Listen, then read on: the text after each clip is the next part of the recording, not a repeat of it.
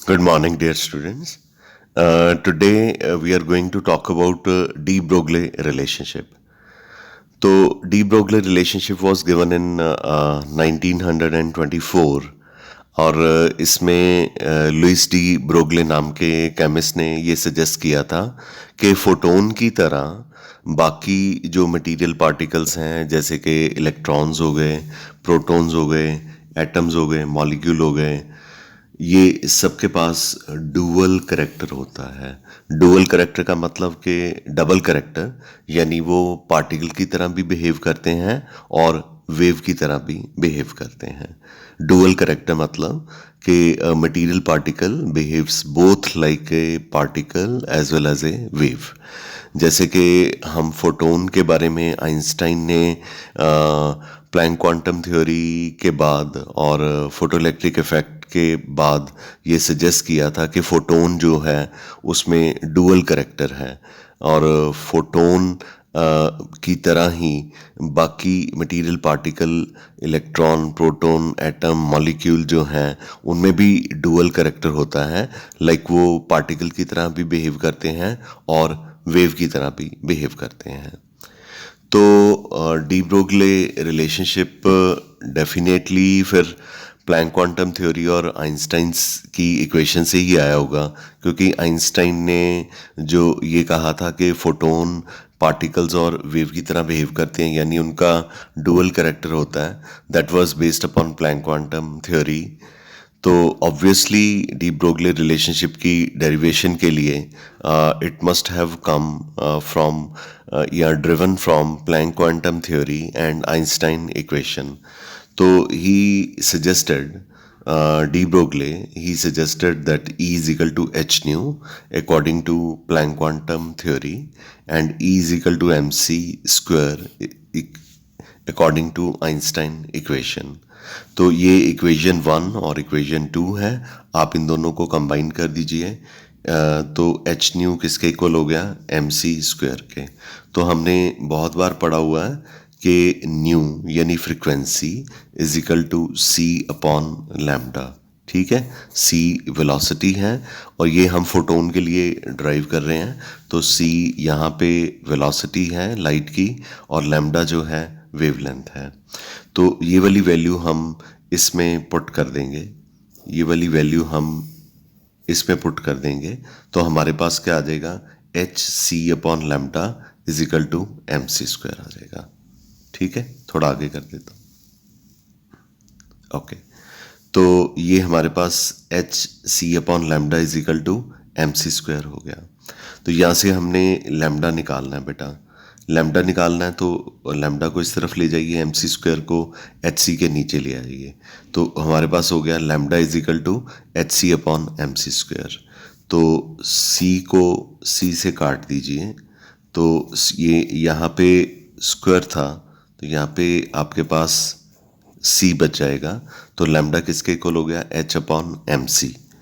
तो जो lambda is equal to H upon M c है, यहाँ पे जो सी है वेलोसिटी ऑफ लाइट को रिप्रेजेंट करती है, यानी कि ये डेरिवेशन इनिशियली फोटोन के लिए ड्राइव की गई, लेकिन ज़रूरी तो नहीं कि हम जिस मटेरियल पार्टिकल को डिस्कस कर रहे हो उसकी वेलोसिटी लाइट की वेलोसिटी के इक्वल हो। जैसे प्रोटॉन की, एटम की, मॉलिक्यूल की, इनकी वेलोसिटी तो लाइट की वेलोसिटी के इक्वल नहीं होगी, तो c को ना हमने v से रिलेट कर देना है, v से रिप्लेस कर देना है, तो हमारे पास आ जाएगा lambda is equal to h upon M v. तो लैम्डा किसके इक्वल हो गया, h अपॉन एम वी।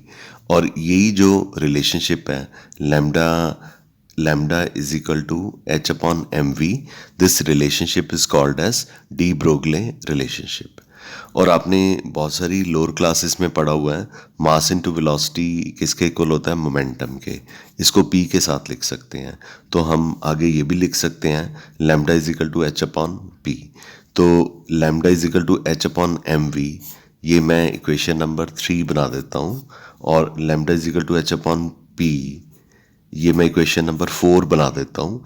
तो इक्वेशन नंबर 3 और equation number 4, these equations are called as de Broglie relationships. और इसमें जो लैम्डा है वो डी ब्रोगले वेवलेंथ है, और जो m है मास है of object material particle, and v जो है वेलोसिटी है ऑफ मटेरियल पार्टिकल, और h जो है बच्चे प्लैंक कांस्टेंट है जिसकी वैल्यू 6.626 इंटू 10⁻⁻34 होती है। लेकिन आप न्यूमेरिकल मैनुअली निकालेंगे, हाथ से निकालेंगे, आप 6.6 इंटू 10⁻34 से निकालिए। ठीक है, तो ये था डी ब्रोगले रिलेशनशिप। आगे हम इसके बारे में कुछ और पढ़ते हैं। आगे हम पढ़ते हैं कि पार्टिकल और वेव का क्या रिलेशनशिप है। ठीक है, तो ये इसको आपके फोकस में लेकर के आ रहा हूँ। तो अब हम पार्टिकल और वेव का रिलेशनशिप पढ़ेंगे, क्योंकि हमने अभी अभी कहा कि जो मटेरियल पार्टिकल्स हैं उनमें डुअल करैक्टर होता है। डुअल करैक्टर का मतलब होता है कि वो पार्टिकल की तरह भी बिहेव करते हैं और वेव की तरह भी बिहेव करते हैं। तो अब हम इनके डिफरेंसेस पढ़ लेते हैं, क्योंकि ये डुअल वर्ड जो है बार बार डी ब्रोगले रिलेशनशिप में और न्यूमेरिकल में आएगा। तो हमें अंडरस्टैंड कर लेना चाहिए कि डुअल का मतलब ये है कि मटेरियल पार्टिकल जो है वो पार्टिकल और वेव दोनों की तरह बिहेव करता है। तो पार्टिकल और वेव का जो पहला डिफरेंस है, पार्टिकल बेटा वेल डिफाइंड पोजीशन को स्पेस में ऑक्यूपाई करता है और ये अपनी जगह पे फिक्स होता है, इसे लोकलाइज्ड कहते हैं। लेकिन जो वेव होती है वो डीलोकलाइज्ड होती है। लाइक वेव साउंड वेव है, जैसे मैं बोल रहा हूँ, मुझसे चली तो मेरे गले से निकल के, मेरे मुंह से निकल के आपके कानों तक आ गई। ये थोड़ी कि ये मेरे तक ही रह गई या फ़ोन तक ही रह गई, तो ये आ गई ना आपके पास, तो ये क्या हो गई, डीलोकलाइज्ड हो गई। तो पार्टिकल अगर लोकलाइज्ड है तो वेव जो है वो क्या है, डीलोकलाइज्ड है। ये इनका पहला डिफरेंस है। दूसरा डिफरेंस है कि दो या दो से ज़्यादा पार्टिकल, कितने भी पार्टिकल हों, 2000 हों, 4000 हों, वो आपस में इंटरफेयर नहीं करते। लाइक एक पार्टिकल है और एक और पार्टिकल है और एक और पार्टिकल है, 3 पार्टिकल्स हो गए, तो इनका नंबर भी 3 ही रहेगा। They are not going to interfere into each other and identity, वो एक दूसरे की आइडेंटिटी में इंटरफेयर नहीं करेंगे। लेकिन जो वेव्स होती हैं वो हमेशा इंटरफेयर करती हैं। जैसे ये वेव है और एक ये वेव है, तो आपको हो सकता है कोई बड़ी वेव मिल जाए या कोई छोटी वेव मिल जाए, तो वेव्स इंटरफेयर करती हैं। जैसे सपोज़ करो मैं ये वीडियो बना रहा हूँ, तो वीडियो बनाते हुए मेरे रूम में बाहर से मुझे कोई बुलाने लग पड़ता है, तो वो वाली वेव मेरी साउंड वेव के साथ इंटरफेयर कर जाएगी, तो आपको पीछे से कोई आवाज़ भी सुनाई देगी, तो वो वेव्स क्या कर गई, इंटरफेयर कर गई। लेकिन पार्टिकल्स नहीं इंटरफेयर करेंगे। मेरा कैमरा इसको शूट कर रहा है, अगर मैं एक और कोई कैमरा ला के पास रख देता हूँ तो वो इसके साथ इंटरफेयर नहीं करेगा, वो अपनी शूटिंग अलग से करना शुरू कर देगा। तो पार्टिकल्स कभी भी इंटरफेयर नहीं करते, और जो वेव्स होती हैं वो हमेशा क्या करती हैं, इंटरफेयर करती हैं। तीसरा डिफरेंस जो है, इसमें मैं पहले ही बता चुका हूँ कि अगर आपके पास सपोज़ 3 पार्टिकल्स हैं तो इनका नंबर भी 3 ही होगा। ठीक है, चलो सपोज आपके पास ये एक चेयर है, ये दूसरी चेयर है, ये तीसरी चेयर है, तो इनका नंबर 3 ही रहेगा ना। तो ये रात को आप इनको फोल्ड करके भी रख दोगे या एक दूसरे के ऊपर भी रख दोगे, जैसे प्लास्टिक की चेयर्स को एक दूसरे के ऊपर रख देते हो, तो सुबह ये तो नहीं होगा कि वो 3 की 2 हो जाएंगी, दुनिया 2 की 1 हो जाएंगी, ऐसा कुछ नहीं होता। तो पार्टिकल के केस में हम कहेंगे कि their total value is equal to their sum, they are neither less nor more. तो पार्टिकल का जो नंबर है उतना ही होता है जितना हमने एक्चुअली लिया होता है। तो पार्टिकल का नंबर ना इनसे कम हो सकता है ना इनसे ज़्यादा हो सकता है। लेकिन वेव्स में इंटरफेरेंस होती है, और इनमें जो वेव की इंटरफेरेंस होती है वो कंस्ट्रक्टिव या डिस्ट्रक्टिव इंटरफेरेंस हो सकती है। कंस्ट्रक्टिव इंटरफेरेंस में आपको दो वेव्स के मिक्स होने से लार्जर वेव मिल जाती है। फॉर एग्जांपल आपके पास ये एक सिंगर है, ये उसकी साउंड वेव है, ये एक और सिंगर है, ये उसकी साउंड वेव है, दोनों सुर में गा रहे हैं और आपको पता ही नहीं लग रहा, ये इंटरफेयर भी कर गए हैं और एक बड़ी वेव भी मिल गई है। मतलब आपको जो आवाज़ आ रही है और भी ज़्यादा एक सिंगल सिंगर के कंपैरेटिवली और भी ज़्यादा अच्छे तरीके से और ज़्यादा तेज आवाज़ आ रही है, तो ये कंस्ट्रक्टिव इंटरफेरेंस होगी, क्योंकि जो रिजल्टेंट वेव आपको यहाँ पे मिल रही है वो लार्जर है, उनके क्रस्ट और ट्रफ लार्जर हैं एज़ कम्पेयर टू जो दो वेव्स आपस में क्या कर गई हैं, कंस्ट्रक्ट कर गई हैं या इंटरफेयर कर गई हैं। इस तरह के इंटरफेरेंस को हम क्या कहते हैं, कंस्ट्रक्टिव इंटरफेरेंस कहते हैं। तो डिस्ट्रक्टिव इंटरफेरेंस में क्या होता है कि ये एक बहुत ही क्लासिकल सिंगर है, से नीति मोहन है और ये एक मैं हूँ और मैं गाना बोलना शुरू कर देता हूँ, तो हम दोनों जब गाना बोलेंगे तो उसका रिज़ल्ट आपको पता ही है, कुछ बहुत ही अजीब सा होने वाला है। तो इस तरह की जो वेव होगी वो बहुत ही ख़राब हो जाएगी और बहुत ही छोटी भी हो सकती है एज़ कम्पेयर टू जिससे वो बनी है। तो ये जो इंटरफेरेंस है, ये जो जिसको मैंने नंबर 2 बोला है, ये कौन सी होगी, डिस्ट्रक्टिव इंटरफेरेंस होगी। और जो 1 बोला है मैंने, वो कौन सी होगी, कंस्ट्रक्टिव इंटरफेरेंस होगी। तो आई एम वेरी श्योर कि आपको पार्टिकल और वेव के बीच में जो डिफरेंस है वो पता चल गया होगा। आगे मैं आपको बताना चाहूँगा कि जो वेव्स होती हैं दो तरह की होती हैं, एक इलेक्ट्रोमैग्नेटिक वेव्स होती हैं और एक मैटर वेव्स होती हैं। इलेक्ट्रोमैग्नेटिक वेव्स के बारे में तो हम बहुत डिटेल में पढ़ चुके हैं, तो मैटर वेव्स के बारे में मैं इतना बताऊंगा कि हर मटेरियल पार्टिकल के साथ वेव एसोसिएटेड होती है और हर मटेरियल पार्टिकल के साथ जो वेव एसोसिएटेड होती है that wave is called as matter wave. इनके डिफरेंसेस पढ़ लेते हैं, बहुत जल्दी समझ लग जाएंगे आपको। इलेक्ट्रोमैग्नेटिक वेव जो है इलेक्ट्रिक और मैग्नेटिक फील्ड के साथ एसोसिएटेड होती हैं और वे एक दूसरे के साथ ऊपर परपेंडिकुलर होते हैं to direction of their propagation. Matter wave के साथ कोई इलेक्ट्रिक और मैग्नेटिक फील्ड जो है वो नहीं होती। नंबर 2 डिफरेंस है, इलेक्ट्रोमैग्नेटिक वेव को ट्रैवल करने के लिए किसी मटेरियल मीडियम की नहीं ज़रूरत होती, ये वैक्यूम में से भी ट्रैवल कर सकती हैं। वेयरएज जो मैटर वेव हैं इनको ट्रैवल करने के लिए मटेरियल मीडियम चाहिए। जैसे मैं बोल रहा हूँ, साउंड वेव है तो हवा चाहिए, तो हवा के मीडियम के बिना मेरी साउंड जो है आप तक नहीं आएगी। तो ये इनका दूसरा डिफरेंस है। इलेक्ट्रोमैग्नेटिक वेव की जो स्पीड होती है लाइट की वेलोसिटी के इक्वल होती है 3 × 10⁸ मीटर पर सेकेंड, लेकिन मैटर वेव की वेलोसिटी जो है वो हमेशा इलेक्ट्रोमैग्नेटिक वेव्स की वेलोसिटी से कम होती हैं। चौथा डिफरेंस है, इलेक्ट्रोमैग्नेटिक वेव्स सोर्स को छोड़ के आ जाती हैं। जैसे सन की लाइट है, विजिबल लाइट है, तो सन को छोड़ के ही आ रही है ना। सन तो नहीं कह रहा कि मैंने लाइट को जाने नहीं देना। अगर सन कह दे कि मैंने लाइट तुम्हें आज जाने नहीं देना नीचे, तो क्या हो जाएगा, अर्थ पे अंधेरा हो जाएगा बहुत ज़्यादा। तो इसका मतलब कि जो इलेक्ट्रोमैग्नेटिक वेव्स हैं वो सोर्स को छोड़ के आ रही हैं, लेकिन जो मैटर वेव्स हैं वो सोर्स को छोड़ के नहीं जाती। अगर इलेक्ट्रॉन जहाँ जहाँ पे जा रहा है उसकी मैटर वेव उसके साथ एसोसिएटेड होगी। कार जहाँ पे जा रही है, कार मैटर है, तो उसकी जो वेव होगी वो उसके साथ उसको छोड़ के नहीं जाएगी, उसके साथ ही जाएगी रादर। ठीक है। उसके बाद इलेक्ट्रोमैग्नेटिक वेव के लिए जो लैम्डा का रिलेशनशिप है, lambda is equal to c/ν है, और जो मैटर वेव है इसके लिए डी ब्रोगले रिलेशनशिप है, lambda is equal to h/mv। तो आई एम वेरी श्योर कि आपको इलेक्ट्रोमैग्नेटिक वेव्स और मैटर वेव के बीच में जो डिफरेंस है वो क्लियरली पता चल गया होगा। ठीक है। तो अगर आपको ये क्लियर है तो मैं आपको प्लैंक कांस्टेंट h के यूनिट एक बार फिर से बता दूं।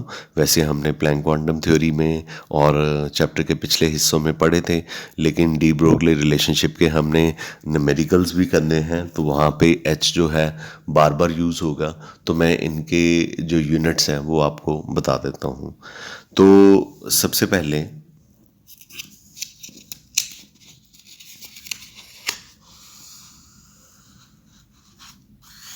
Okay, visible, yes. तो सबसे पहले हम एच के यूनिट्स जो हैं दो तरीके से यूज़ कर सकते हैं। कई न्यूमेरिकल्स में एनर्जी वाले न्यूमेरिकल होंगे और वहाँ पे हमने एच के यूनिट जो हैं एनर्जी के यूनिट वाले यूज़ करने हैं। तो प्लैंक क्वांटम थ्योरी के accordingly E is equal to किसके इक्वल है, एच न्यू के। तो आपने एच के यूनिट निकालने हैं तो ई अपॉन न्यू हो जाएगा। ई एनर्जी है, एनर्जी का स्टैंडर्ड यूनिट क्या है, जूल है। न्यू जो है वो क्या है, ये फ्रीक्वेंसी है और इसका जो यूनिट है फ्रीक्वेंसी का यूनिट जो है पर सेकंड होता है। ठीक है, तो आपके पास जो यूनिट है प्लैंक कांस्टेंट का क्या आ जाएगा, जूल सेकंड आ जाएगा। ठीक है, अच्छा आगे हमने जो है एक और रिलेशनशिप पढ़ा, lambda is equal to H upon m p. तो हमने एच के यूनिट फाइंड आउट करने हैं। एच जो है लैम्डा इंटू एम वी के इक्वल हो गया। एम वी जो है मास इंटू वेलोसिटी, उसको लैम्डा से मल्टीप्लाई कर दो। लैम्डा का जो यूनिट है एस आई यूनिट है वो क्या है, मीटर है। मास का जो यूनिट है वो क्या है, किलोग्राम है। और वेलोसिटी का यूनिट क्या है, मीटर पर सेकंड है। तो हमारे पास मीटर आ गया, किलोग्राम आ गया, मीटर पर सेकंड आ गया। तो मैं किलोग्राम लिख रहा हूँ पहले, आपकी मर्जी जो मर्जी लिखें, पर नॉर्मली पहले मास ही लिखा जाता है। तो पहले मैं किलोग्राम लिख रहा हूँ, फिर मैं लेंथ लिख रहा हूँ। लेंथ में हमारे पास मीटर 2 बार है तो मीटर स्क्वायर हो गया, और ये हमारे पास पर सेकंड है तो हमारे पास क्या आ गया, किलोग्राम मीटर स्क्वायर पर सेकंड। तो इस तरह से प्लैंक कांस्टेंट के दो यूनिट्स हो गए। एक नंबर 1 इसको कर देते हैं और इसको हम नंबर 2 कर देते हैं। तो डिपेंडिंग अपॉन न्यूमेरिकल आप एनर्जी का इसका प्लैंक कांस्टेंट का यूनिट जूल सेकंड यूज़ कर सकते हैं, या आप एच का यूनिट जो है किलोग्राम मीटर स्क्वायर पर सेकंड यूज़ कर सकते हैं।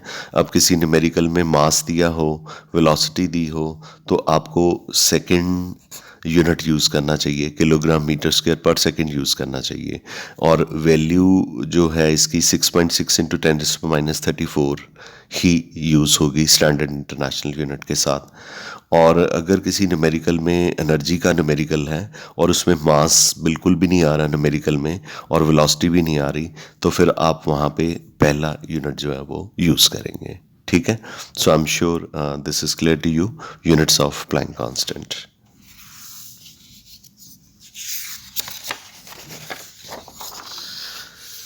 अब मैं आपको significance of de Broglie relationship बताने जा रहा हूँ।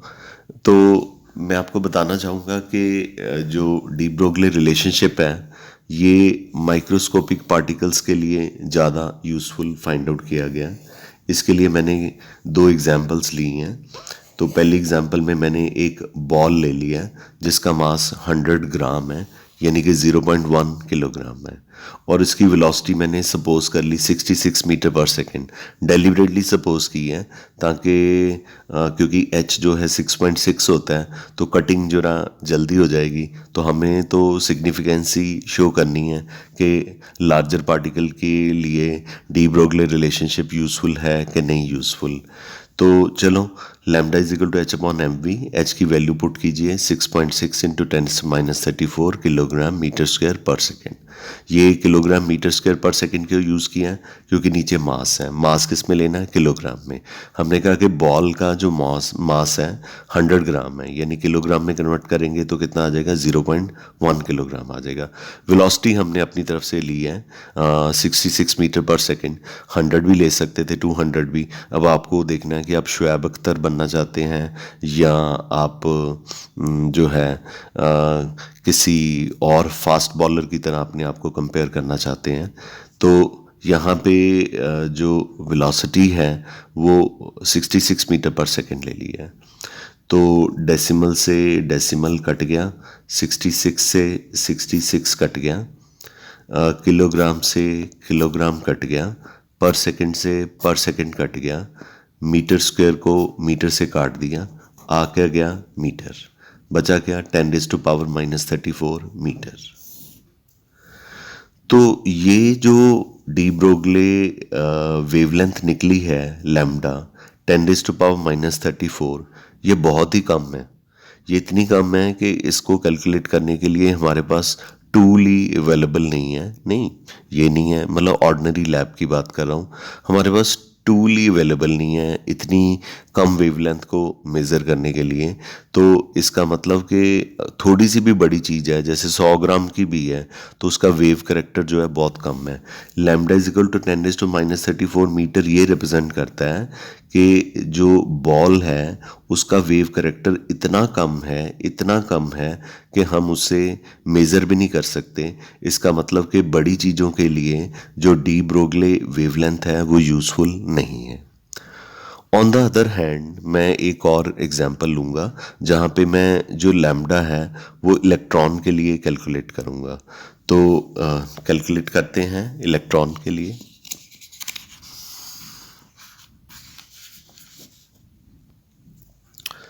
तो लैम्डा इज इक्वल टू, अब हम लैम्डा कैलकुलेट करने जा रहे हैं इलेक्ट्रॉन के लिए। Lambda is equal to h/mv। h की वैल्यू पुट कर दीजिए।